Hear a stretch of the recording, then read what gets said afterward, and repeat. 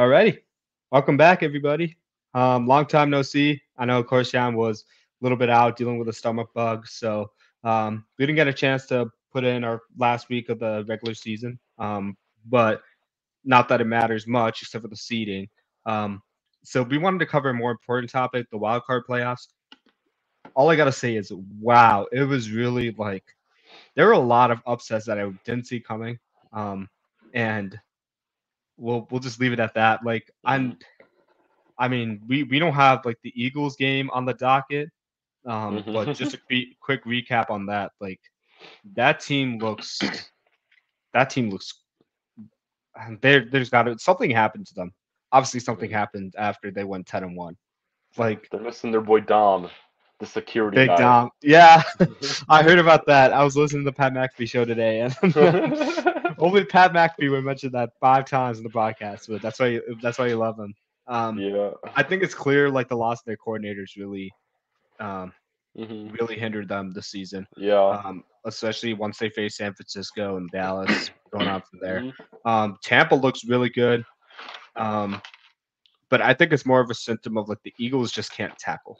So like that's my quick little intro Hmm. segment in getting to the Eagles and the Bucks. Yeah. Like the problem was like Eagles couldn't tackle, and then other than Devonta Smith, there was no like Hmm. winner, and like Vita Vea is probably the only guy that could stop a tush push, like Yeah. That was along with like crazy. yeah, like Tampa played it to. I think just like Tampa knows how to play the Eagles too, like because like I tried to tell you guys this on about Swift too. Like the reason Swift is doing so good is because he's getting wide open lanes, and Hmm. you have to worry about AJ Brown and Devonta Smith when he's going up against a defensive line that's equally as good as the Eagles' offensive line, and then obviously not having AJ Brown really hindered them. Um, but like when you don't have that, like Swift is not like a game changer.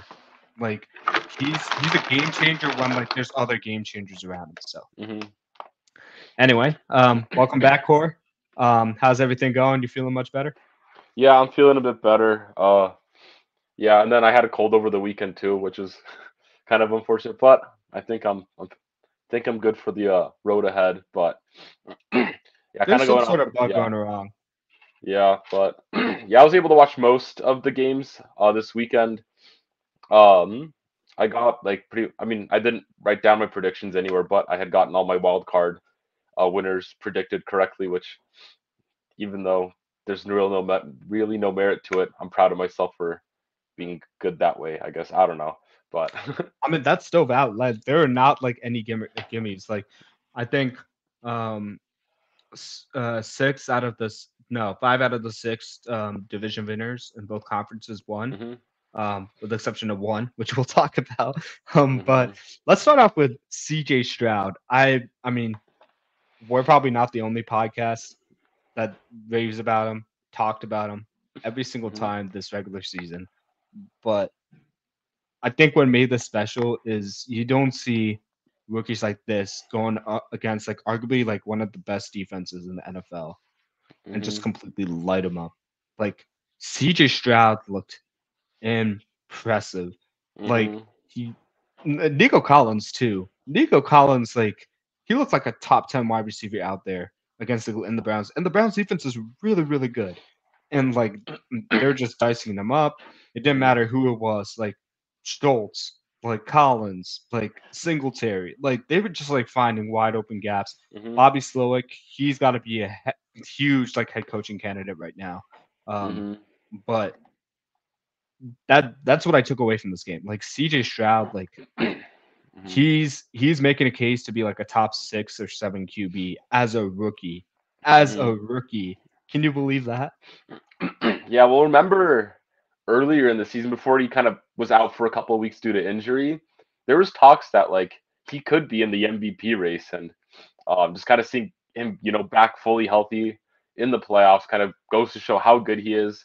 As I was watching the game, I was thinking like this type like CJ Stroud looks like he could be a face of the NFL type player, like just with how good he's playing and then I feel like even with Nico Collins, we saw a little bit of what he could do with Davis Mills last season, and 'cause I know he wasn't. super consistent. Granted, the team as a whole wasn't that great, but he had shown his flashes.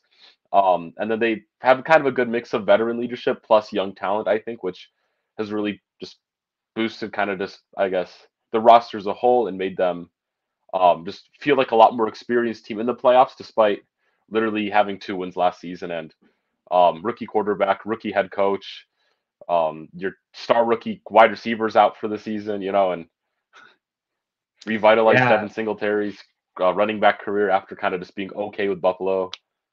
and don't forget about Will Anderson. Like Hmm. Will Anderson was out.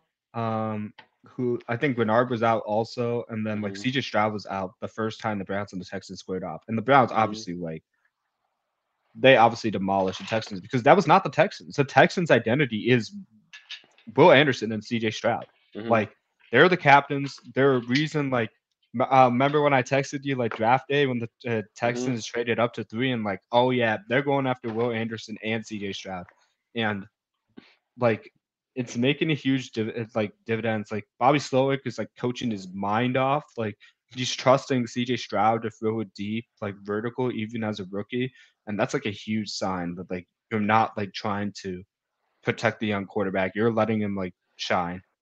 D'Amico Ryans just like rebuilt this defense to one of the best run stopping defenses in the league. I think they were like 30th or like lower than that Hmm. going into this going to the start of the season, and they're like third best right now. Um, like over the course of the regular season, going into this playoffs, and wow, like I just can't say enough about the Texans turnaround. They are a completely different team than when they faced the Ravens week 1. Hmm. And although the Ravens, we just called them the most dominant team in the NFL, they cannot sleep on these Texans because they can force a track meet even against a good defense. We just saw it against Cleveland. Hmm. Like, like how many teams can you say like, oh, we're gonna trust like Miles Garrett against our right tackle and we feel confident with that? Like not many. Like that was just ridiculous. Like Miles Garrett probably had like the best like situation around him this Hmm. year, and it wasn't like all Texans either. Like the Owusu Koromora, like he had a bunch of tackles like for losses and just like reading plays like a book. Like, Hmm. but Cleveland, this is not about like bad Cleveland. This is about like elite Texans. Hmm. Like, I think that's what it goes to show. Yeah, yeah, and I feel like the Browns eventually were bound to just fizzle out at one point. Because like looking at the game, yeah, CJ Stroud he went on for a tear, but also like wasn't it the back-to-back pick sixes that happened with Joe Flacco? Like that kind He of he turned it over back to back times. I think the second time was a pick six. yes, Um, that interception then pick six, yeah. And then which I think they turned it over like a third time, or they turned it over on downs. I can't remember, but yeah, it was you're right. something like That that. sequence was a huge way to seal the game. But like Hmm. even when Cleveland got it going, like Texans didn't blink in the first half. That's what's Hmm. like super impressive. Like usually in those situations, like if I think about like Lamar's first start Hmm. against the Chargers, struggled. Josh Allen's first start in the playoffs, he kind of struggled a bit. Like Jalen Hmm. Hurts against like Tampa, like I think his second year in the league, he Hmm. struggled for a bit. Like what CJ Stroud is doing is not normal, Hmm. and like to see this kind of accelerated QB development is just insane to me. Hmm. Yeah, I mean, not much to say. Like we're already like CJ Stroud's like probably both in our top six like going into next season, if not like top five. Like it's we had a hard time like trying to come up with the top five QBs like this year. Like I don't even know what our lists are going to look like next year. So um, let's transition from that to an offense that was steamrolling early in the season, but like for I think they lost like three. No, they had a 3 game lead with five weeks to go on the Buffalo Bills. They end up with the 6th seed. They go up against the Chiefs in -4 degrees, like third coldest game like ever in a playoff game. and they lose. They had one spark with Tyreek, which made me think, oh, okay, they have a chance here. But that was about it. Mhm. What do you think Miami should change going into the next season after this loss? um, realistically, I think they really don't need much change. I think, if anything, like the weather, I think played like a really big effect into Miami's uh playing ability. Is I think I mean I guess that's like the one chain is better conditioning in cold weather. Like I don't know because you look at like Miami throughout the season. Sure, towards the end they kind of had some more duds in their within their games or whatever, but they still had great performances. And I think that just the cold weather just really negatively affected a Miami team that. Whereas, I mean, it's still ridiculously cold, but Kansas City players obviously have more conditioning in cold weather environments, which I think played to their advantage. Which goes to show the advantage of having home field advantage throughout the playoffs. Um, so I guess win more against over 500 teams, so that you don't go from the number 2 seed to like a number 6 seed or whatever that Miami ended up doing. But because I remember, I think I saw a statistic as well saying that in games, NFL games under 40 degrees, Tua is winless or something like that. And I'm Yeah, I like, think it was 1-11 or like 0-10 or something like that. yeah, it was. Yeah. I think it was like 0-6, and then under 70 degrees, it was like that. It was like 6-13 or something. Like with poor weather, like colder weather conditions, uh, Tua has not been super great at quarterbacking. So that's the change I'd have for them next season. Win home field, have the playoffs go through Miami, so they can play through warmer weather conditions and have better quarterback play throughout the playoffs. I mean, yeah, I think one caveat I'll also throw in there that you didn't mention is their defense. Their defense was like decimated by injuries, like Hmm. Bradley Chubb, like, and then who's the guy who just like tore his Achilles the last week of the season, or like against no, it was against the Ravens. We had talked about this. Who was it? Jalen Phillips. Oh Like yeah, oh yeah. losing him, they basically were playing with like half their defense out there, and having injuries like in the middle of that game and things of that nature. So like it was a tall task for them to try and stop like Hmm. Travis Kelsey and Rishi Rice who emerged and Isaiah Pacheco, who's like one of the most violent runners in the league right now. Hmm. Um, in that environment, that was a tall task for them. I think the thing that stood out to me was kind of the way they constructed their team too, and scouring the landscape of the AFC teams. Miami's not a very physical team. Like that's what this game showed me.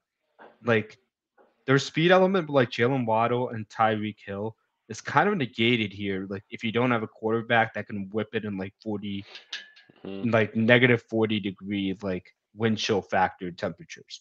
Like, and don't get me wrong, there's probably only two quarterbacks that could do that. Josh Allen and like Patrick Mahomes. And maybe like prime Aaron Rodgers. I don't know about Aaron Rodgers now. But like there's my point is there's a handful of quarterbacks that can negate that. Tua obviously can't. He is more in like touch, accuracy, anticipation. And that's no knock against him. I think he's still like an upper echelon QB. That doesn't change. But I think the structure of the team has to be more well rounded. You can't just rely on speed with Tua. You got to have a lot more power because I look at HM, Mostert, like Waddle and Hill. All that speed is great. Like great when they're at home, great when they're indoors. Like you're gonna have a hard time matching up with that. But maybe it's like an upgrade with a tight end. That's a lot more physical. Offensive line, obviously, a lot more physical. Um, maybe more of an emphasis on using Alec Ingold in their blocking schemes. Something where it strengthens them to be a more physical running team. We saw with the Chiefs. The Chiefs were exactly in the scenario 3 years ago. They had all the speed on the field, and then when teams could match it, it was hard to like get that running game going. Like we thought it was like Clyde Edwards-Helaire, or like we thought it was Daryl Williams, like somebody like who's the running back on the Chiefs. They're going to get a lot of touchdowns, but they don't structure their team that way until a few years ago. So like if I'm Miami, I'm thinking about doing that. And the second part to this, what I mentioned was the AFC teams. Not to mention Like they're gonna have to go to Buffalo, like at least once this season, next season, the year after that. Like that's not gonna change. That's probably gonna be a Sunday night football game. 50% chance it's gonna be in November or December. Like, and as it is, Buffalo's colder by nature. So like you have to prepare yourselves to play Buffalo like once a year in that condition. Maybe additional time in the playoffs. Like because this is a playoff team. Then you got to think about Baltimore now, Kansas City that you just played, Cincinnati when Joe Burrow's healthy, like the Steelers if they get a QB, um, like Denver if they can resolve like their QB situation. Like the only team like I would not be wary of, the teams I should say are like the Texans, Colts, and the Chargers, because they all play in either indoor situations or warm weather conditions. So like I just listed out like 5 or 6 teams that are powerhouses in the AFC right now that you're going to have to end up facing in the playoffs. Mhm. And you're probably not going to be the one seed very often, like if you're looking at the next 3 or 4 years. So you're going to have to prepare yourselves to play in those types of environments if you want to win, because in a vacuum, this team is as good as any team in the league. And obviously they need to be healthy. But like I just look at how their offense was structured against the Chiefs and look at one jam by Legere Sneed on Tyreek is all that needed to tell me like what was wrong with the Miami Dolphins. That was a nasty jam, by the way. Like Tyreek like stumbled, he was trying to like get into his route, but like I just don't think this team is as physical as other teams like on their same level, and it's gonna bite them in the playoffs. Mhm. Um, what did you think about like any other aspects of like the play calling, coaching? Do you think that's a problem, or would you just keep it as is? Um, well, like at least on like social media, I know a lot of people are saying like, "Oh, Mike McDaniel's isn't it?" or whatever. But I think at least I think Miami should keep him there. I mean, if if they move off from him, it's like who's gonna go? Who's gonna go there? I mean, it's a hot spot to go, but like who's better than Mike McDaniel? I think that's available in the current coaching pool. That is gonna I'd argue change. there's a lot. Like we'll talk about this. Like, Yeah. but I'm in agreement with you. Like, if they want to go away from Mike McDaniel and like pick another candidate, I think there's at least 3 they can go with. Hmm. And I wouldn't like be like, oh, why would you leave Mike McDaniel for that? But I don't think he's the problem either. I think I would keep Mike Hmm. McDaniel, let this roll. I would focus on like rebuilding the team. Meaning, like, don't get rid Yeah. of Tua, don't get rid of like Tyreek Waddle. Like, you have some things going there. Like, you need to complement your speed. Hmm. Yeah. I just think. I mean, it's a big part of their identity now, and like it's what kind of makes him unique and hard to go against.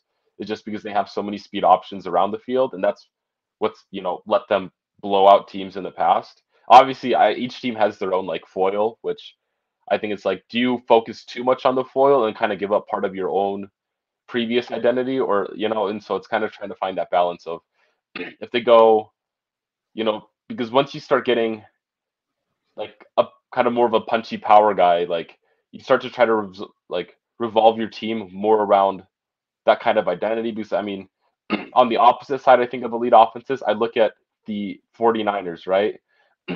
And they have like, I mean, they have fast players as any skill positions really are, but like they are really a dominant power team, and obviously they are first in their division. But we did see them get dismantled by the Baltimore Ravens, and it's like, is the Ravens the foil for a power heavy team, and then are the other teams having a foil for the speed heavy teams, and so it's kind of like important to find that balance. But each team, in the end of the day, does have their foil, which I think makes it hard to like really know how far you want to go into that rebuild, especially when you already have so many set pieces within an offense. I mean, our next topic is the Chiefs, so like we're gonna go Hmm. right into this. But like, I think one counter argument I would have is look at the Ravens, look at the Bills, and look at the Chiefs. All 3 of these teams, like going into the season and then like adjustments they made in season, have been like completely like polar opposite to what we thought of these teams. Like Ravens under Greg Roman, what do we think of them? Oh, they're gonna run, use Lamar in the run game. elite running offense, but they have no passing game. They have no weapons around it. Get a new coordinator, jump in 2 wide receivers. Suddenly, Lamar is like the leading MVP candidate, and you should get MVP this season. And they're just like completely blowing out teams right now, including the Dolphins. But they're still able to run the ball. Like they found multiple ways to do this. They've done it with Keontae Mitchell. They've done it with Gus Edwards. They've done it with Lamar, obviously. The Bills, notorious for never running the ball, suddenly changed coordinators because Ken Dorsey wasn't working. James Cook is a revelation. They started running the ball a lot better, a lot better, and it led to them beating the Steelers. And then Kansas City, Tyreek Hill, Travis Kelce, they transition without like Tyreek Hill. Suddenly they don't have any receivers to rely upon, including the season. What do? Rely on their interior offensive line and Pacheco. So I'm not saying the Dolphins should suddenly just jump ship and become like and get it back like Marshawn Lynch and then run their offense through Marshawn Lynch. Like what I am saying is add a guy that adds a different variable to the offense. So that way you can really damage opponents with what Tyreek, Waddle, HN already do. Maybe it's a guy like Corum in the draft that can run that power game stuff like bread and butter. And then you just cycle through Corum, Mostert, and HN. Put 3 of them on the field for crying out loud. And then like Waddle and like Tyreek. And then like run your offense through there. And you could probably run the same stuff. And at the same time, you can run the power running game. Like, I think if you do something like that, and then even McVay changed his philosophy that ended up like winning him a Super Bowl, where he was like constantly on outside zone, then suddenly he shifted to gap running plays, and then like that helped Stafford win the Super Bowl. So like, I think Miami needs to add a variable to what they already do, because especially if you go up like against the Chiefs, and the Chiefs defense is elite this season, and Spagnuolo is one of the best like defensive play callers in the playoffs. When you go up against Spagnuolo, now he has to worry about one additional thing on top of all that speed.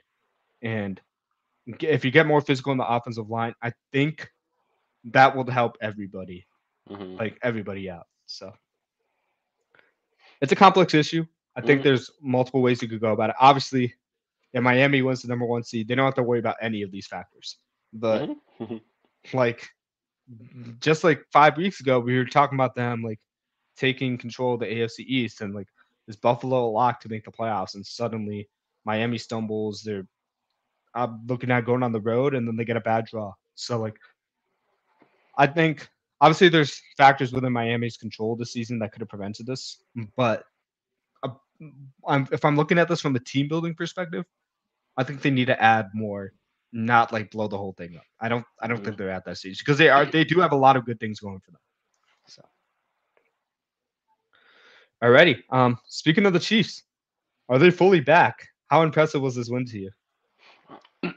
I think this was more of like a Dolphins choke job rather than like Chiefs, blowing everybody out of the water. I mean, I think the Chiefs did play good football because, granted, they also had to play in the weather and they won the game. So, like, obviously they did good things. But I'm really excited for this upcoming week against the Bills. I think it'll be a fun rematch to see, and I think um, it'll be somewhat of a more even playing field here. And obviously, it's pretty generic. If they win, they're back. If they don't win, they're not back. But I still, in the weirdest way possible, I feel like with the remaining AFC teams, the Chiefs still feel the weakest to me somehow. Um, and that just Is kind of that my take. offensively or just overall? Just overall, like in terms of just like who's like winning head to head. Okay. I mean, there's an argument to be made because you can say they're the second or the third best defense, like remaining.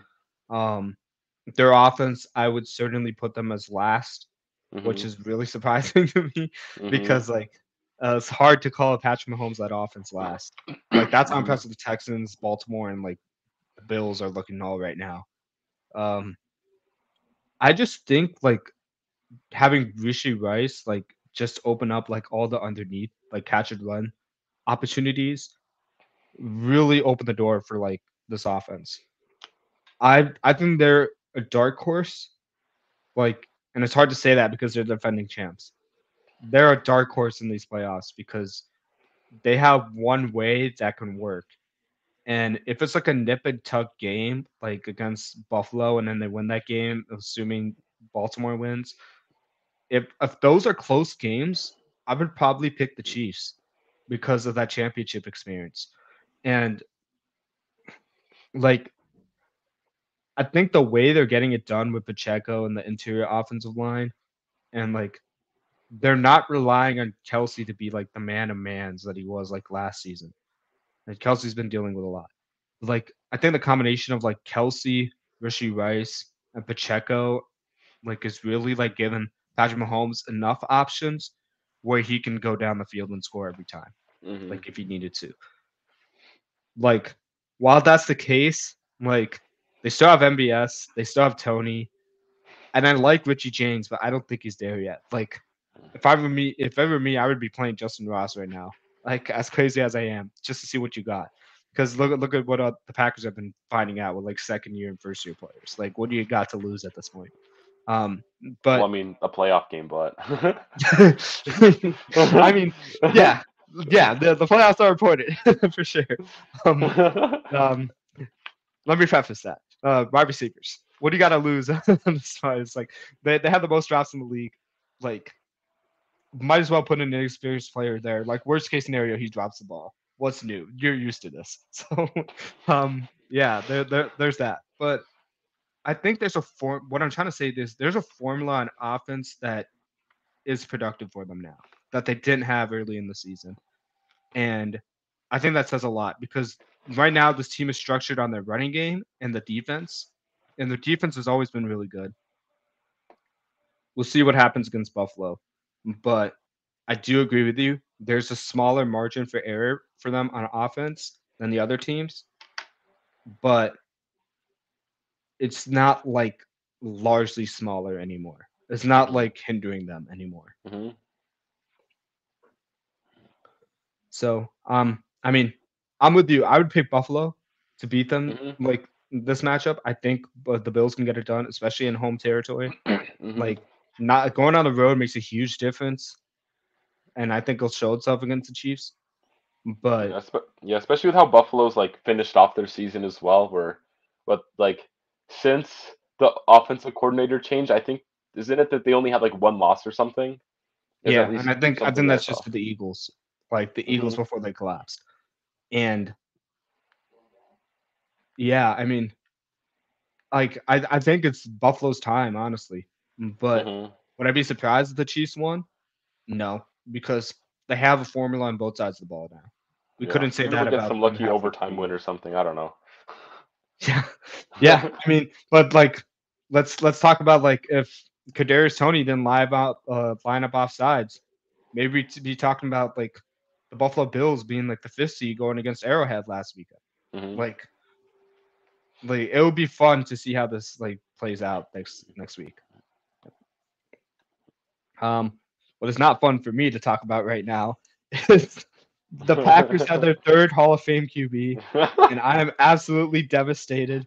This is my one worry going to the season, saying the worst scenario that could happen, the absolute worst scenario that could happen, hmm is that Jordan Love becomes a Hall of Fame level QB, especially after Aaron Rodgers and Brett Favre held the reins for the Packers for so long. How Yeah. do they do it? I'm like still staggered by this. The Packers are one of the luckiest organizations I've ever seen exist, and they've only had 2 Super Bowls to show for it in 30 years. But nevertheless, Yeah. kudos to them for destroying the Cowboys. This game wasn't even close. They hmm were up by 32 with 6 minutes to go. Yeah. And that was all with like Jaden Reed only getting his first catch like late in the third or fourth No, quarter or he didn't something have like any that too. catches. He didn't He have had any what catches at all. I thought he had one catch in like the fourth quarter something here. But yeah, Um, it's like the fact that he was basically a non-factor within their offense and they're able to cook. Like that was after literally everybody I saw say, "Oh, Cowboys have this." Is like Packers zero chance on this game and everything, and literally like Jordan Love's like one of the like him and CJ Stroud are like the first quarterbacks ever to have their playoff debut with a perfect passer rating, and I'm like Wild. what are the? That's crazy. No, and not only that, like Jordan Love was probably like the second best or best QB over the last like 8 or 9 games. Like Hmm. he had 18 touchdowns to 1 interception over like a Hmm. 9 game span. And I'm just like, are you kidding me? Like, I mean, okay, I'm saying this as a Bears fan, not like not like happy that the Packers are being so successful. I am happy for Jordan Love because like in all seriousness, I think the way they have developed QBs has been like very, very smart. Obviously, they had the luxury of having a Hall of Fame QB to learn under from for multiple years. So for a young Hmm. QB, that's like the best scenario to be in, where like you're just like studying tape, studying tape, studying tape. But it's on the QB to implement that and like correct the flaws in this Hmm. game, like work on that stuff. Like the Jordan Love from Utah State would not be able to like make these like off the ground like throws where Hmm. he's like tilting his hips and body like and throwing like those throws to Dobbs where he has like a man in his face and like his feet aren't even on the ground. Like I can't even explain those throws, man. And like he was just on it.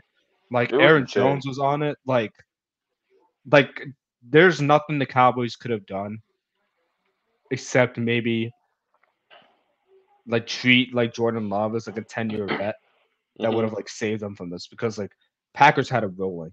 Like like I'm flabbergasted because like Hmm. I picked the Packers to like cover because like I didn't think the Cowboys were like 7 point favorites. And I knew the game was gonna go over 50 points like combined, Hmm. but I didn't see this.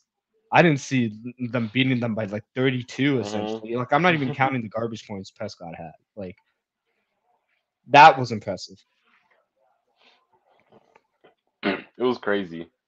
Um, I just remember back earlier in the season, after the first couple weeks, you're telling me that you texted me that Jordan Love looks just like a system quarterback, and it's not going to work out for him.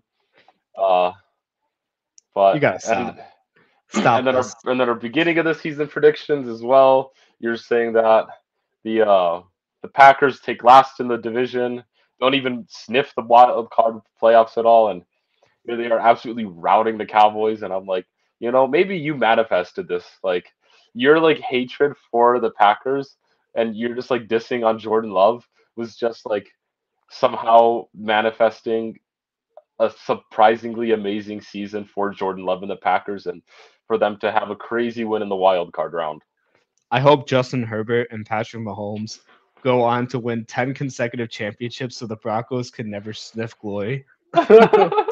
um, but in all seriousness, like I'm eating crow right now. Like obviously that came from a Bears fan making predictions. Yeah, But like yeah. in all seriousness, like we had no idea. Like I don't even think the Packers organization knew like Hmm. how good like Jordan Love was gonna be because like we think about what they said like first 8 games we're kind of like assessing where he's at in his Hmm. QB development and only then like it sounds like what they did is they looked at the first 8 weeks see what he did well see what was still inconsistent and we saw these inconsistencies in the preseason with Desmond Ritter. Like Jordan Love was couldn't do this in the preseason. He was like sailing guys like wide open and things of that nature. But like credit to the organization, credit to Matt LaFleur, credit to like Jordan Love. They they figured out a formula, and not only that, like Jordan Love is making plays like off structure. And I think the way they went about this in the first round is like at the draft. Think about the 2018 draft or 2019. Can't remember when they took him. They took him at the end of the first round, like I think like pick 20 or 22nd, something like that. And everybody mocked him for it. Like, what was the conversation about? Oh, you just come off like a first seed, like best in the NFL, like lose the championship game. Why the heck are you drafting a quarterback instead of a wide receiver? Everybody said that. I probably said that too, like in jest, knowing that they missed a chance to build around Aaron Rodgers. But the Packers kind of knew what they were doing because they knew like, oh, this is not for now. This is so that we can stay competitive within like 10 years. Hmm. And I just look at that with the combination of like receiver, like Told you guys about Jaden Reed. Dontavian Wicks has been very underrated. I think he could easily take Christian Watson or Romeo Dobbs' jobs. Like I could see him as a number two, number one receiver even. Like he looks that impressive. Hmm. Like Malik Heat looks nice. Like Bo Melton, like he was another sleeper of mine, too. Like from way back when he was coming out of the draft, came out of Rutgers too. Hmm. Like I was excited about him and Pacheco. I was like, he and Pacheco are going to be really good in the NFL. Nobody's going to realize it. I was hoping he'd pan out on the Seahawks. He didn't. He ended up panning out in the Packers because, of course. But you have like 5 or 6 receivers that are in like their first or second year that are doing really, really well, like for this system. You have like 2 tight ends that are not like the greatest, but like they're serviceable enough where like they're not a factor. You have all of these guys who are like you can't key in on a guy. And Hmm. even if you do, we saw what happened when the Cowboys keyed in on Jaden Reed. Like Hmm. the Packers still put up like 48 points. So I think like the way they're offensively structured is very, very dangerous because like if you're San Francisco, like trying to game plan against the team, it's like, what do you do?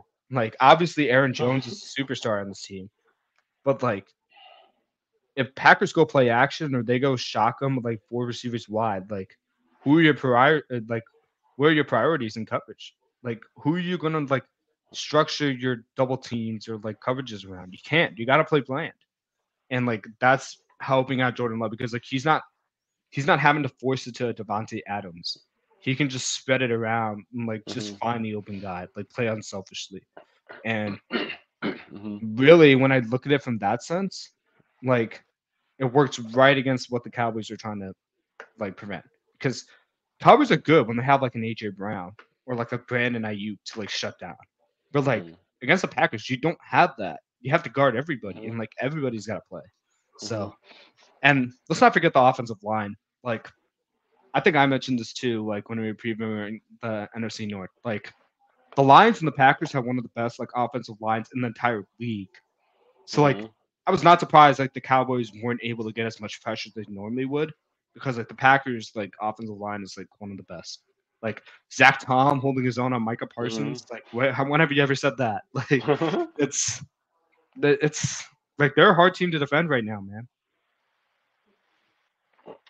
Yeah, and I think something else that like adds on to just the Packers' offensive threats is like all 4 of the receivers. Like, sure, there's some crossover because that's how all receivers are, but each one of them kind of has their own specialty, which makes it so that like you can't just like force feed one specific guy and hope that the defense doesn't lock him up and then your offense is shut down. It's like you can kind of scheme open whichever receiver you want on each individual play.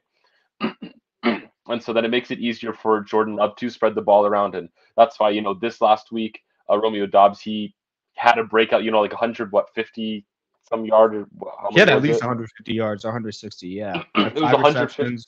yeah, 151-yard game.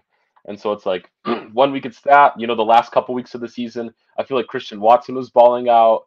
Jaden Reed, he, throughout the whole season, he really was having a lot of good games. Even Wicks, had his like crazy games here and there. And it's like, it's not that they have one good game and then they kind of fall out of obscurity. It's they have one good game, maybe they're kind of like average for another 2 or 3, and then they have another great game, which makes which makes this offense so dangerous. Which, But it's like they yeah. don't have to produce at the level. That's the thing. They don't have Hmm. to produce like a Justin Jefferson because like Hmm. they have like other guys like opposite of them like Hmm. that can do that. Like Hmm. so like if like Malik Heath has like 2 receptions for 38 yards, it's not because he's a trash receiver. It's because like Hmm. Christian Watson had a 200-yard game. So like it's kind of like damned if you do and damned if you don't. Like Hmm. there's no way you can defend this team at all. Um, Yeah, yeah. And going to the then other I saw. side of Oh, go. this. Oh, go ahead. No. What were Oh, you saying? yeah. And then I just kind of saw some like funny other stuff about the Packers about like their quarterback processes. Have a Hall of Fame caliber quarterback, then draft a quarterback while he's still in his prime to ignite a fire and boost his trade value for the next couple seasons. And Then send him to the trade, Jets. send him to the Jets, and then develop and have your next quarterback play out and repeat the process. And so it's like Jets fans are like, okay, so when are we getting Jordan Love next? Yeah. When he's 36, I guess we'll have Jordan Love on our team, and we'll just continue this cycle. Yep. Yeah.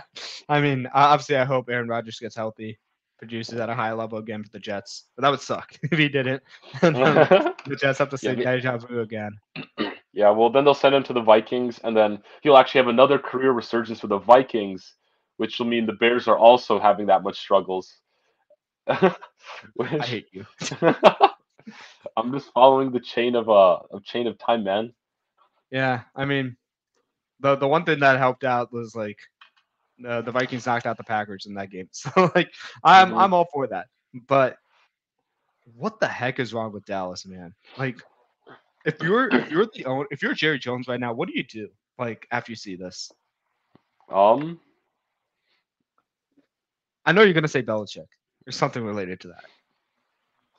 no, I like it's tricky because like Mike McCarthy technically comes with success, but like it's not a lot of deep playoff run success. Even like just historically,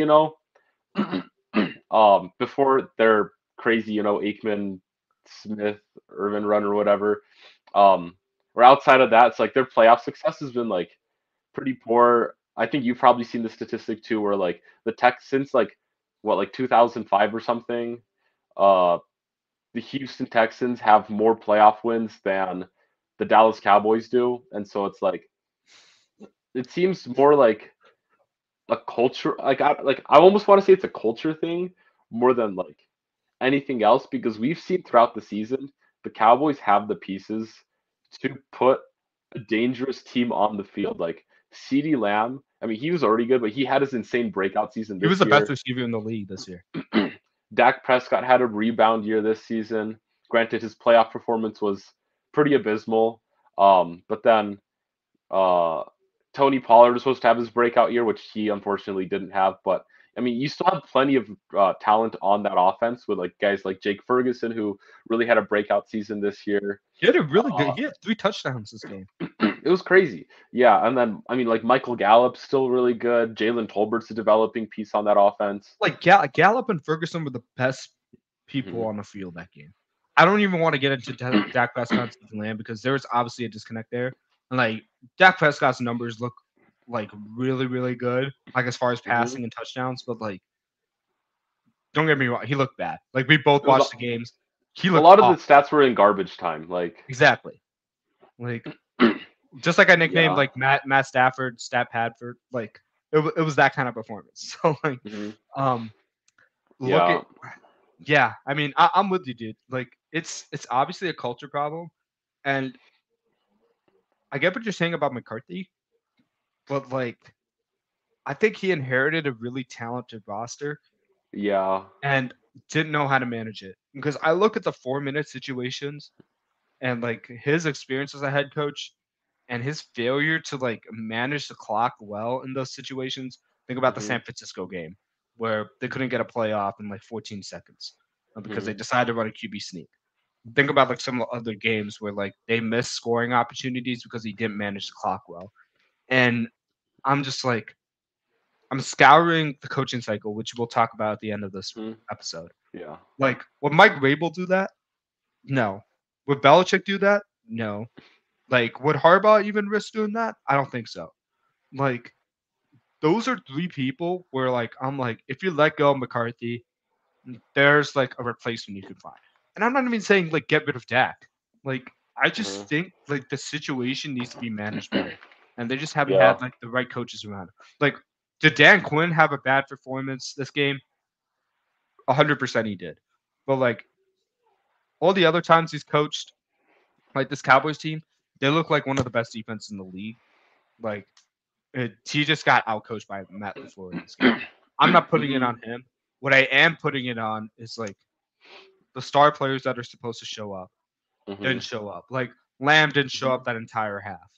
Like Hmm. Prescott like was horrible in the first half, in the third quarter, whatever you name it. Hmm. Like like Michael's pulled like a Draymond Green to like 11, where like he just Hmm. talks too much and he's not producing enough. Like at this point, I'd rather have like Garrett, Crosby, T.J. Watt, Aaron Donald, like and consider them better pass rushers than Mike. And it's not because Mike is not talented. He's like at the same level as these guys. But like I think he runs his mouth too much and it's costing his team right now. Like Hmm. I think they underestimated the Packers clearly. Like weren't Hmm. prepared at all. Like they Yeah. played too conservative. Like I think that falls on coaching, and I don't think this happens if like Rabel or Belichick are coaches. Yeah. Yeah, and I think yeah, and so I mean like I don't think it's likely, but I think there's like a small percentage chance that like Dallas does try to move on from Dak Prescott. Like he had a bounce back season this year. I think he met expectations in terms of the regular season. Everybody was, I mean, even myself included. I was pretty down on him coming into the season. But he impressed. He played good football throughout the year. But I think, well, I know Dak Prescott is pretty connected with Mike McCarthy right now. Like there was a quote of him saying, if Mike McCarthy goes, I go type sentiment. Obviously he doesn't have full say in that, but if they get rid of McCarthy, I wouldn't be surprised if Prescott kind of gets upset and then wishes to move on from the team. And then with that though, they should be able to get in return a lot of draft capital to move up in the draft to select a guy that might be their guy, for whoever their next coach wants to be for their quarterback. Because I know that's a big thing with head coaches as well as the head coach really likes to have their guy at quarterback. And so if Unless everybody knows they want to move on from Prescott. That's the issue with that strategy. Because like the thing is Mhm, like and it's really hard for Dallas in particular is because they're always in the news so much. They're always talked about. mhm, Like they're America's team. Like every single segment's on it. Like mhm, Dak Prescott wants a trade. Like that's getting telegraphed out publicly before like even the team intends it to. mhm, And I think once that happens, the Cowboys automatically lose all the value they could possibly get for him, and they'll have to trade him at a cheaper cost.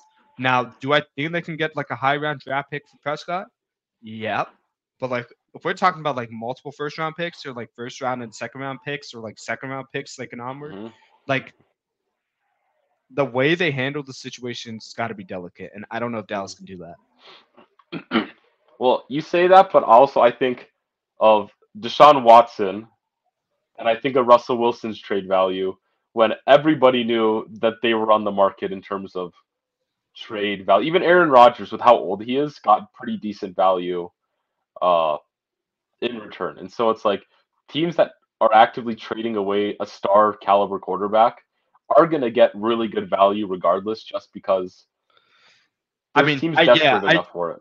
I see. I mean, I could easily see Cleveland doing a deal for Prescott right now.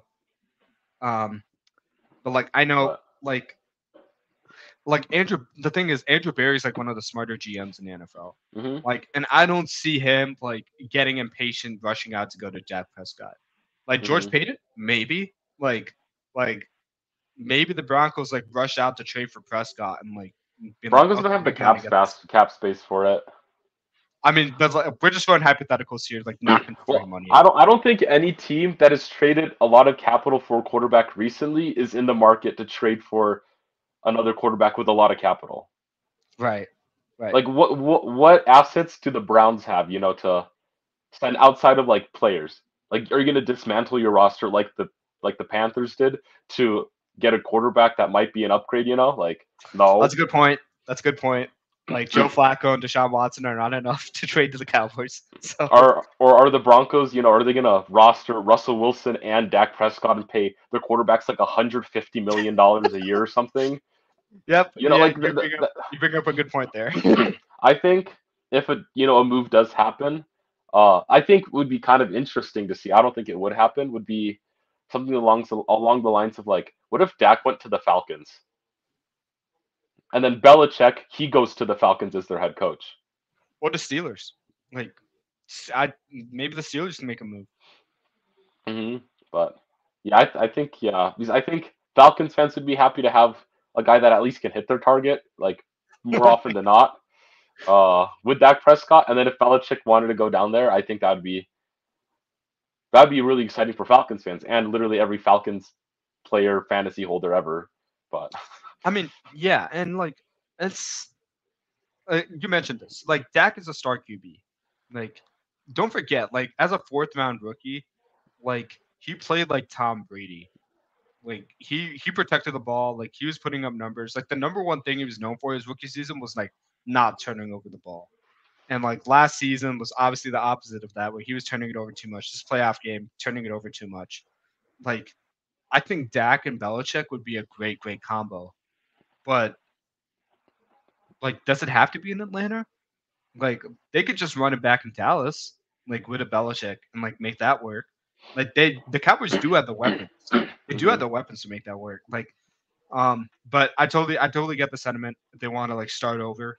Um, I just think I just think the situation the Cowboys are in now is like if you try to burn the entire ship, hmm you're wasting all this talent, and it hmm was all for nothing. Like you definitely don't want to do that. And at the same time, hmm like, is it a situation where like Mike McCarthy and Dan Quinn have to go and then bring in your head coach?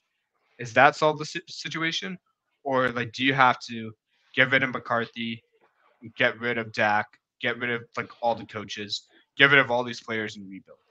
Like, I think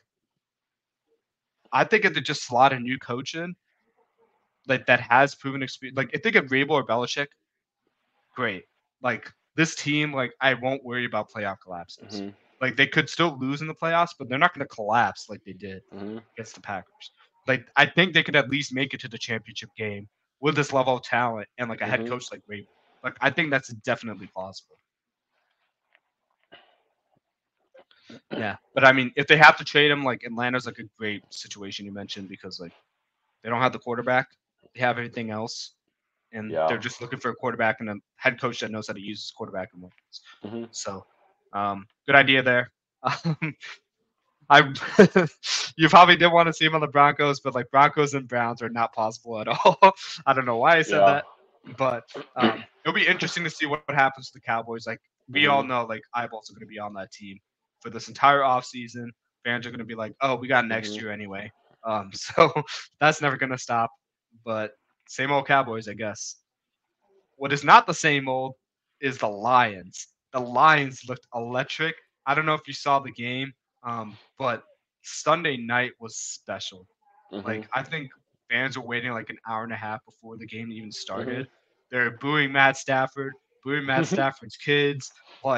This is going like out of whack. Like you saw like the GM after the game like screaming his head off. And that made my day when I saw Bat Holmes like just screaming in the elevator hmm because like you could tell like all the pain in, like the Lions fans' voice. That 6 year old like in the stands, like finally happy his team won a game in the hmm playoffs. Like all the magical joy. Stafford couldn't even stop it, but Puka looked amazing that game. Like he was making catches, taking hits. Like I was just like, wow, hmm this BYU alum looks really nice. Yeah. So, what were your thoughts on this game? Of all games, I think this is the one where I was happy, most happy with like either outcome. Like whoever won, I was gonna be happy for because um, I do like seeing Matt Stafford have success. He's just kind of like a fun guy to root for. But also the Lions, they just had been in NFL purgatory forever in terms of like playoff success. And so if they win out or what, I was thinking if they win, I'd be pretty happy for them too. And I think a f like the Lions are my NFC hopefuls. I want the Lions to make the Super Bowl. Um, it's just me, and I think it'd be kind of fun just because it'd be like probably go down as like the most like mutually beneficial trade like in NFL history that teams trade their quarterbacks and they How both win a sweet of Super that Bowl. was that for Goff? Like Uh-huh. to hear that like your RQB like Jared Goff and hmm like get that win over McVay. That must have felt sweet. hmm Yeah, and it was fun that it was like a pretty close game too. It comes down to literally 1 point, which I think made the game a lot of fun. Because this weekend it was a lot of fun football, but it was quite a lot of blowouts, and so more or less you could probably have turned off the TV at halftime for a lot of these games, except for this Rams Lions game, uh, which was pretty nice. I liked. little bit more of the back and forth there, at least for one game. And um, again, I'm happy for I'm really happy for the Lions fans. Yeah, I mean, to your point, like most of the games this weekend, I think, including the Lions and the Rams game, the average like margin of victory was 17 points. If Hmm you take out the Rams and the Lions game, it was like 22 points, I think, which is just insane. I mean, like obviously, like you'd hope the playoffs be more interesting, um, but like I think you saw electric offenses like here and there, which made it fun. hmm But going back on that note, like I think the way the Lions like move the ball down the field to start, like, and like, can you imagine the nerves on the fans' faces 6 minutes to go? Like the Rams had the ball, they're driving down the field, like down by a point. Stafford's leading the charge. He just came back from an injury in the 10th. Like, how nervous do you got to be like watching this team? Like, is it the same old Lions that are going to choke the game again? Like, that's like I would be on edge and like highly stressed in that situation. hmm Like, with that said, like Puka had a great game. Like he he looked like he was gonna take over the game, like in certain spots. He had a great like 50-yard touchdown, like catch and run. Like it was just like spinning over a dude across the end zone, like taking hits left and right. Like Stafford taking hits left and right. Like McNeil like got in him. So like it was just crazy. Like the couple no look passes too. Like that was fun to see. Um, hmm Sam Laporta, one of my favorite tight ends, like outside Kincaid, looked really really nice. Like coming back from injury. Amon Ra looked nice. The name that benefited our podcast for sure. Gibbs looked nice. Montgomery looked like himself. Like Goff looked really really nice. Like even under pressure too. Like and when they had to have it, like to seal the game away, the Lions did it. Like yeah, I'm with you, dude.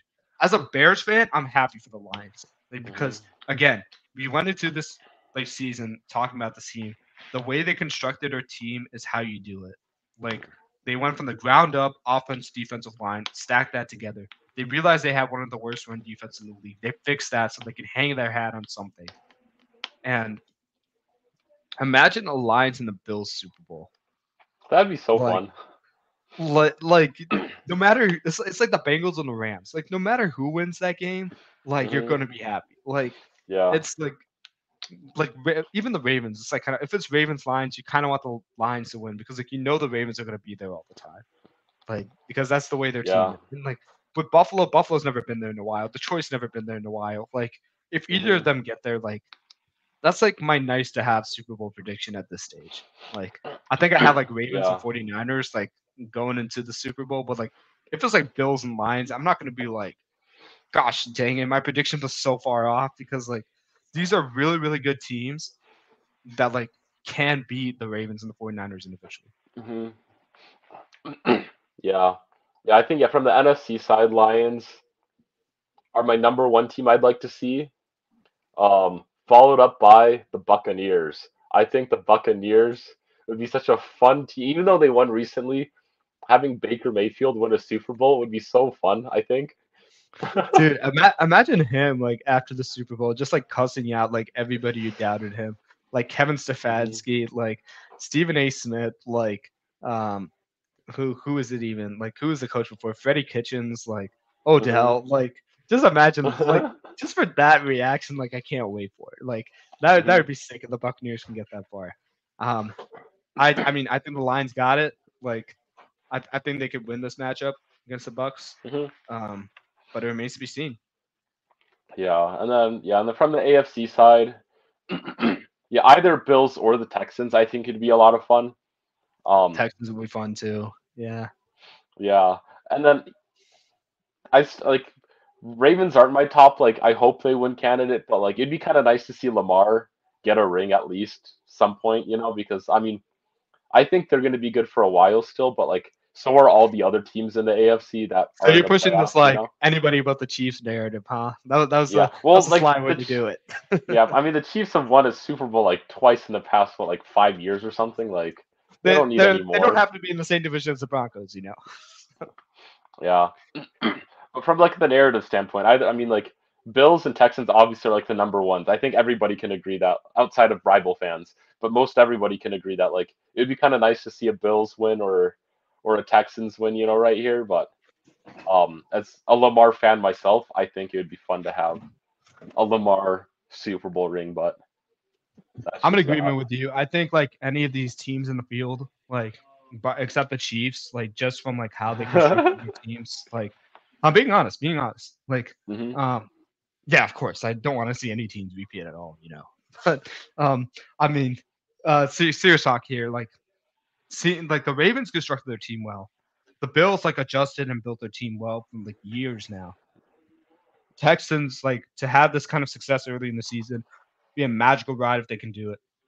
hmm Like even the Packers, if the Packers can somehow win the Super Bowl with this roster, be one of the craziest turnarounds, like mid-season as well. Like and like Lions, Bucks, like if they find a way to win, like and get to the Super Bowl, that would be those are six teams right there that like I'm like, wow, these teams deserve to get there. Like because it wasn't they yeah. didn't have the most talented rosters there, like but except the Ravens. Like they didn't have the most talented rosters there, but the way they constructed their teams was like really impressive.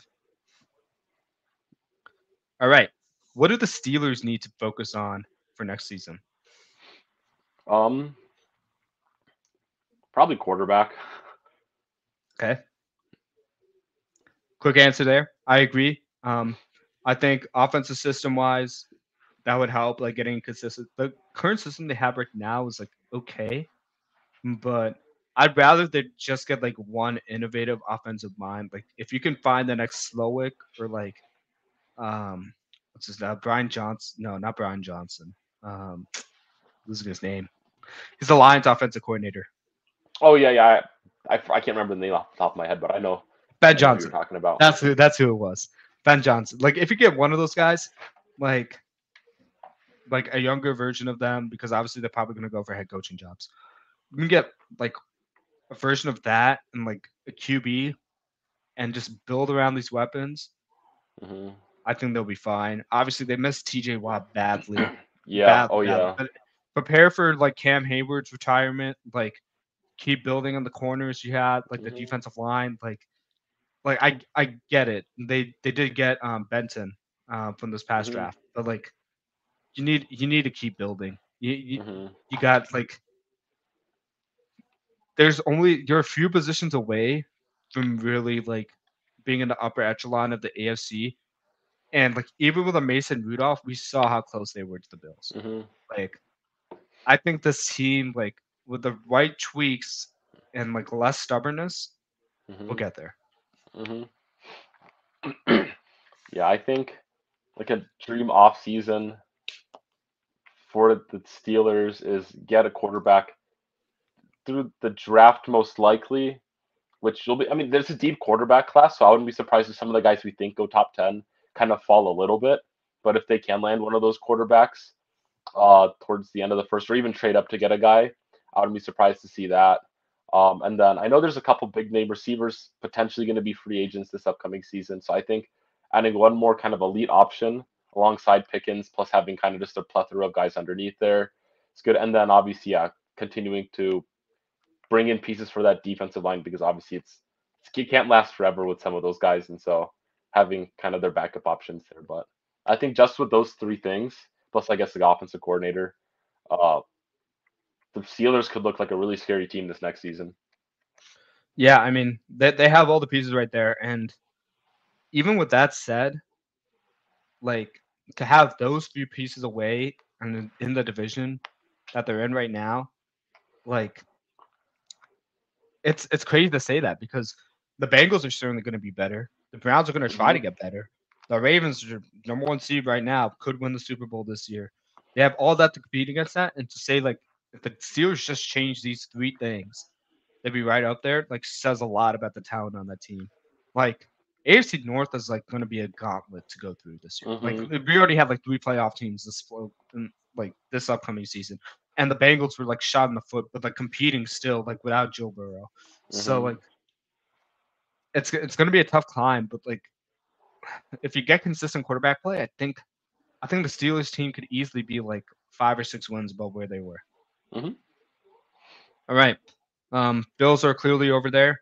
Like they continue to make a statement. I Mhm. think this is the Super Bowl dark horse. Like if it's not the Ravens, it's the Bills. Like I thought I you said the I think Chiefs are the dark horse. okay. I don't But know where you're also, getting aren't the that from. Texans the dark horse? Like because they have the worst record of the bunch. Like, is every Yeah, team good the dark point. horse? Yep. Get to the point. I have no response to that. I don't know who said that. It's not. I don't know if I ever said that. But in all seriousness, this team continues like you heard it from them like every single game like this last 5 games going into the playoffs were playoff games for them because they're trying to make the playoffs. And then like this game is no different against the Steelers. I think the way they put away a team that was like half not supposed to be there, but like good enough, like they were on the surge lately the past 3 games to be there. Like and the way the Steelers fought back, made it a game. Like it was 21-0 like at one point in that game. And the Steelers came back and made it like a 2 possession game, one Mhm. possession game. Then the Bills kept making it a 2 possession game. They clearly had the playoff experience to make that happen. They just got to get past the Chiefs in the playoffs. Mhm. If they could do that, I think this team could easily make the Super Bowl, even Mhm. with the Ravens. Like we just and I know this is hypocrisy because like we just said the Ravens are the most dominant team in the NFL. The Bills could take them. The Bills could take them the way they're looking right now. Like I bet on Von Miller to record a sack last week. He didn't record one, and their defense looked dominant, even with the injuries to linebacker, even with missing Tre'Davious White. Like this, like Kyu Elam, like he gets beat on like 2 plays in a row. What does he do? Get a pick in the end zone. Like this team is resilient. They're like ever since that hit piece came out about their head coach, they look amazing. They look unified. They look ready to take anybody on. Yeah, which kind of sucks for the AFC team fans because that means it's harder to get through. But um, still, I'm happy for the Bills. I want the Bills to succeed, at least get one Super Bowl. Finally reward their fans for all their patience. They just got to bleed off 13 seconds. If they can do Hmm. that, they have all the chance in the world right here. Okay. All right. Last segment for the day. Bill Belichick, Mike Rabel from the college ranks, Nick Saban retires. Hmm. Um, we had speculation Mike Tomlin might not be able to see us anymore. He's saying he's coming back for 2024. Jim Hmm. Harbaugh just interviewed with the Chargers. I think Belichick interviewed with the Falcons. Hmm. Yeah, obviously we talked about Ben Johnson. I talked about Bobby Slowick. We could even talk about Dave Canales. We could Hmm. talk about the Ravens offensive coordinator. Um, I think it was Mike McDonald. Hmm. Like even to throw like a weird name, like I'm gonna stick with Dark Horse again, but Raheem Morris. Hmm. For all I know, like he could be a head coach. Um, what do you think of this cycle? Is this like the best one we've ever seen? Like maybe Pete Carroll too. Like Hmm. if he decides to renege on that senior assistant for a head coach role. Hmm. Like, what do you think about all these Yeah. coaches? Um. Yeah. It's a nice pool to have. I know from like what I've seen from reports and things is Belichick is most interested in like coaching a team that has a lot of talent but has been really underperforming, Yes. which leads Yep. me to believe Chargers and Falcons are his like top two team candidates. Okay.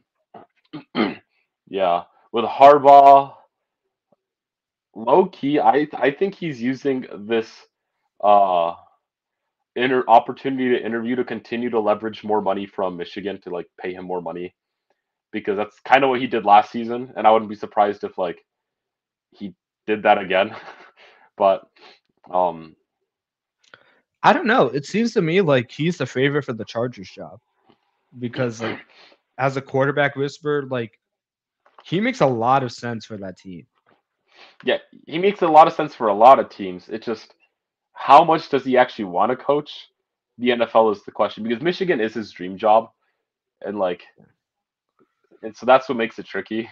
But at the same time, a lot of his players are leaving. They're committing for the NFL draft, and like Hmm. he's already done his job. Like he's been Hmm. in Ohio State the past 3 seasons. Like they clearly dominated Ohio State. Hmm. Michigan already has like a coaching plan in place. Like their interim like performed admirably in his absence, like continued to Mm-hmm. undefeated streak. And he most importantly, he won a title. He won the big Mm-hmm. game. He beat Saban. He won the big game against Washington. And he's done all he's could to like build Michigan up to one of the powerhouses of the Mm-hmm. college football, like in its entirety. Like Mm-hmm. how much more can you build his legacy there if like he can get one more and one more and one more? I think, Yeah. in my opinion, the thing he's looking for is the Lombardi because he Mm. was this close against his brother to getting it. Like Mm-hmm. nobody gave him a chance against the Ravens. Like after that first half, lights went out. Suddenly, the 49ers like go on this Mm-hmm. like spark, and they were within 3 points before that safety. Like I don't know, man. I think the Chargers make sense for him. Mm-hmm. Yeah, well, because, like I mean, like last season he had a couple. I mean, obviously things have changed again, like you said, winning the championship, but And don't forget the yeah, but allegations, like the allegations on his program. mhm, Like you think he wants to go back to that situation where it's like they're like gonna constantly like look under him under a microscope like that, like accusing his team of mhm, cheating when like it wasn't his primary fault, like it's one of his assistants. Like mhm, I think it's a real toss up like where he wants to coach because of the quality of the mhm, teams that have head coaching positions available, mhm, aka the Chargers. Like the Chargers are a very, very talented team, like you mentioned, that have been underperforming. Like I think if there's one position that's ready made for Harbaugh, it's the Chargers mhm, and maybe the Cowboys. Like it, mhm. like if they officially move on from Mike McCarthy. Yeah, yeah. I just still think it's like the fact that Michigan was literally his dream job to coach is Yeah. like the one thing that makes me think that he could stay there. But I do agree that the Chargers is like the most lucrative head coaching like vacancy right now. Obviously, I feel like every current head coach in the running probably wants to coach for the Chargers to have Justin Herbert. But yeah, yeah. So it'll be interesting to see. I still think that this like whole be another whole off season of like nothing, just because literally that he was like the talk of all last off season pretty much of like where's he gonna go, and then he's like actually I'm not going anywhere, I'm gonna stay at Michigan, and everybody's like oh okay I guess you can do that, and now those talks are starting up, and I think like he could stay at Michigan for the next 5 years, and I think every year off season there will be the discussion of oh is Harbaugh gonna come to the NFL just because it's a talking point to be had. But That's a fair point. Like when we think about Saban, like everybody hmm trying to recruit him back to the NFL, like after his Dolphins hmm stint, like that that could be possible too. I hmm think another counterpoint to that is look at the Texans and the Panthers, like what their prospects look like before they got CJ Stroud and Bryce Young. Like not a lot of coaches wanted to coach there. Like hmm like D'Amico's probably like the one person who was like made for the Texans job just because of his experience as a player. But like other hmm than that, not many people wanted to go to the Texans because they're like, what should I go to the Texans for? Like just because they're first 2 round picks. Like look at how they handled the Deshaun Watson situation. Look how they handled Bill O'Brien when he was there. Like look how they handled like Jack Easterby. Like there's a reason why Lovey Smith and like Dave Cully, I think David Cully hmm with like the coaches there because nobody wanted that job. And I think it's more of a testament to how D'Amico Ryans has like hmm transformed this entire team over this season. Like he and like Dan Campbell have to be like the head coaches of the year, like under hmm consideration. Maybe throw Matt LaFleur in there too. yeah. But like I don't think there's that kind of situation where like nobody wants to go to these NFL teams now. Like hmm there's actual situation where like oh they underperformed, like you don't want like like Seahawks. Like Seahawks are a great place like hmm to go with because like of where they are. Well, where are they in the draft? Probably middle of the pack, but like they got Probably. some room to leverage. Um, I think they're like 16 or 17 ish. Like okay, so probably not favorable, but like if you're an offensive mind getting your first opportunity, like if you're Dave Canales, like you can go back to Seattle, coach Geno Smith. You're familiar with him. That probably makes the most sense. Um, hmm Ben Johnson, like you can make something out of nothing because of the weapons around. They just got JSN. They just realized JSN. Um, that's like there's a lot of great situations that I don't think they were last year. The real hmm reason why I didn't bring up Antonio Pierce or the Raiders is because for me, if I'm like Mark Davis and like going through candidates, like I get what Rabel brings, I get what Belichick brings, but just the turnaround that like Pierce has done in such a short time with this Raiders team, how all the players are like gunning for him, like how all the players like wanted Rich Bisaccia, Hmm. and like he actively chose to go in a different direction with Josh McDaniels, and look how that turned out. Like Hmm. if I'm him, I am like I'm hiring Antonio Pierce. End of Yeah. story. Call it a day. Like I think that's like the one move I can bet on that's gonna happen. I mean, he is an idiot owner, so like I wouldn't really bet on it 100%. He could. Knowing him, I'm like, I don't like. I think they should stick with what they got right. Like the players love him and everything.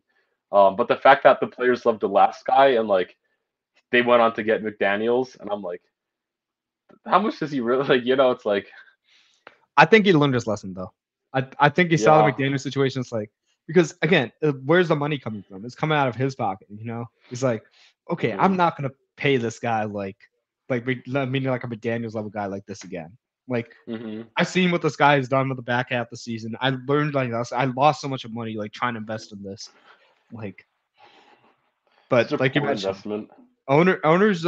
owners make like baffling decisions. Like I didn't like the Mark Arthur move from the start, to be honest. Hmm. Like when he got hired in Dallas, because I'm just like the situation and it's like like clock management. Like for me as a Bears fan, I loved it. But like to like see this as a coach, it's like, do you really want that as a team? Like so, um, I think Pierce is like ready made for that Las Hmm. Vegas job. Like that's looks like a situation that's like worth like pursuing. Um, but yeah, then you have like the commander situation. Um, for me, like if I had to predict like any coach to coach there, like if Dave Canales like doesn't go back to Seattle, I think that's a great situation for him because like talk about like a guy like Sam Howell, like we've seen the highs through him, Hmm. like and don't forget about this Eric Bieniemy. Eric Hmm. Bieniemy is like still looking for a head coaching job. Like he could end up taking that head coaching role as well. Like Hmm. either of those two are like great candidates. I think Bieniemy got the most out of Sam Howell, like from what he could. Hmm. Um, and like Dave Canales could do the same thing, or a rookie. Like we've seen like the work he's done with Baker Mayfield and like how that offense shifted overnight, going from Tom to like Baker. So lot of great situations there. Like Commanders and the Seahawks look like the weakest situations of my no, sorry. Carolina's the weakest situation because they don't have the first round pick. But outside of that, like Seattle and Seattle and Washington would be like interesting to see where they go, the head Hmm. coaches. Any parting thoughts? Any predictions you got for coaching landing spots? No, I kind of said my 2 cents with all of that. Okay. Obviously, I think once we kind of start seeing more interviews happen, we'll have a better idea of like what teams are really looking for, even though we as fans know what's best for all the teams. But All right, guys. You heard it from Core. That's it from us. Thank you guys so much for watching. Um, give us a follow on Instagram. You see it down below right here. Or right here. Got it right here. Core got it in his first try. So I'll work on that. Follow us on our Instagram handle there. As you see there. YouTube channel. I'm on a mission. Follow the wand and give us a like, give us a notification, give us a comment. Like, what are your predictions on what's going to happen in the divisional round, where these coaches are going to go? Um, it's back to the whiteboard for some teams, but we'll see you guys next week. Mhm. Peace out.